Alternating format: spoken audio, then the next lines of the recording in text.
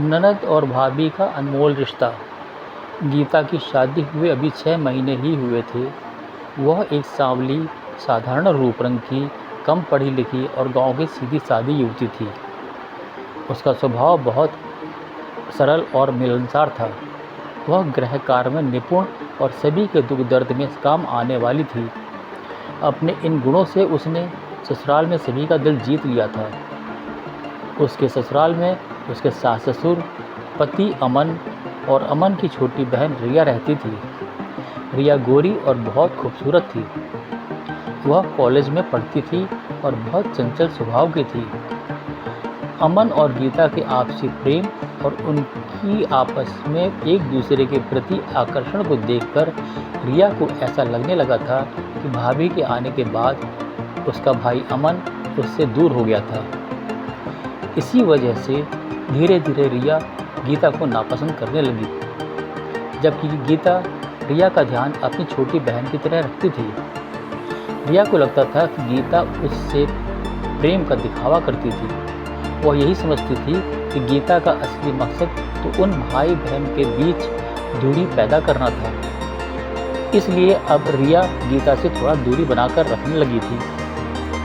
कुछ दिनों के बाद रिया कभी अपरोक्ष तरीके से तो कभी खुलकर गीता के रूप रंग को लेकर उसको नीचा दिखाने लगी। गीता ने कई बार रिया को समझाने की कोशिश की, लेकिन रिया बस औपचारिक बातें करके और गीता की उपेक्षा करके अपने कमरे में चली जाती। गीता को अब यह बात खटकने लगी, मगर उसने कभी अमन से शिकायत नहीं की। वह समझती थी कि रिया छोटी है, इसलिए समय के साथ सब ठीक हो जाएगा। एक दिन अमन अपने ऑफिस गया था। गीता के सास ससुर रिश्तेदारी में गए थे। रिया कॉलेज से कुछ परेशान सी घर लौटी। उस समय गीता घर पर अकेली थी। उसने रिया से पूछा, क्या हुआ रिया, तुम परेशान क्यों हो? रिया ने कहा, कुछ नहीं भाभी, बस सिर में दर्द हो रहा है। गीता ने कहा, रिया तुम चेंज कर लो तो मैं तुम्हारे माथे पर मरहम लगाकर सिर दबा देती हूँ। रिया ने गीता के सामने हाथों की तरफ देखा और उपेक्षा से बोली, रहने दो भाभी, मैं चाय पीकर आराम कर लूँगी तो सिरदर्द ठीक हो जाएगा। रिया का अपने सांवले हाथों की तरफ देखने और उपेक्षा से बोलने से गीता सब कुछ समझ गई। उसको रिया के इस व्यवहार से दुख हुआ। अपने दुख को ना जताते हुए वह रिया से बोली, ठीक है रिया, तुम लेट कर आराम करो, मैं चाय लेकर आती हूँ। रिया ने एक बार फिर से गीता के सांवले हाथों की तरफ देखा और बेरुखी से बोली, आप रहने दीजिए, मैं बना लूँगी। इतना कहकर रिया तेजी से वहाँ से किचन में चली गई। गीता हतप्रभ सी खड़ी रह गई। रिया भुनभुनाती सी किचन में चाय बनाने लगी। उसको गीता का यह प्रेम भाव दिखावा ही लग रहा था। वह जल्दी जल्दी हड़बड़ाहट में चाय बनाने लगी। इस हड़बड़ाहट में रिया को इस बात का ध्यान भी नहीं रहा कि उसका दुपट्टा गैस की लपट को छू रहा था और उसने आग पकड़ ली थी। जब तक रिया को कुछ समझ में आता, आग तेज हो चुकी थी। वह घबरा कर चीखने वाली ही थी कि आग की गंध के आते ही किचन के बाहर खड़ी गीता झपटते हुए अंदर आ गई। अंदर का नज़ारा देखकर वह जल्दी जल्दी रिया के दुपट्टे को रिया से हटाने लगी।